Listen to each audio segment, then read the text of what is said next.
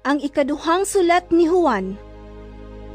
Gikan sa Pangulo, alang sa pinili nga ginang, og sa iyang mga anak nga akong gimahal, ug gimahal usab sa tanan nga nasayod sa kamatuoran. Kay aniaman kanato ang kamatuoran, ug magpabilin kini kanato hangtod sa kahangturan. Ang Dios nga Amahan ug ang iyang anak nga si Jesucristo maghatag kanato grasya, kaluoy ug kalinaw diha sa kamatuoran ug sa gugma. Gikalipay ko kaayo nga ang pipila sa imong mga anak nagkinabuhi sumala gayod sa kamatuoran ingon sa gisugo kanato sa Amahan. Busa, hangyoon ko ikaw, minahal nga ginang, nga maghigugmaay kitang tanan. Kining gisulat ko kanimo dili bag-ong sugo, kundili dinhina kanato sukad pa sa sinugdan. Kining paghigugma nga akong gipasabot mao kini: tumanon nato ang mga sugo sa Dios, sumala sa nasayran ninyo sukad pa sa sinugdan. Ang sugo mao nga magkinabuhi kamong tanan diha sa gugma.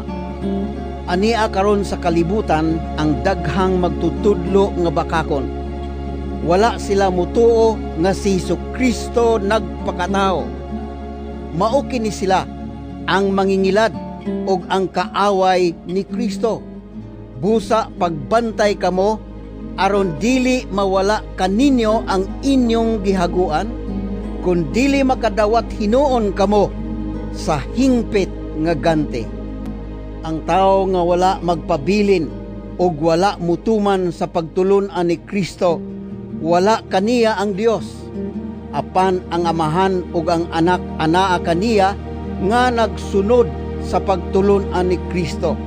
Busa kun may muanha kaninyo nga dili magtudlo ni ining pagtulon-ana, ayaw siyag dawata sa inyong balay, ubisan gani sa pagtagad kaniya, kay ang magtagad kaniya nagambit sa dautan niyang buhat. May daghan paunta akong isulti kaninyo, apan dili ko kini ipaagi sa sulat. Mao'y akong tinguha ang pagduaw o pagpakigsulti gayod kaninyo aron mahingpit ang akong kalipay. Nangumusta kanimo ang mga anak sa imong minahal nga igsoong babay.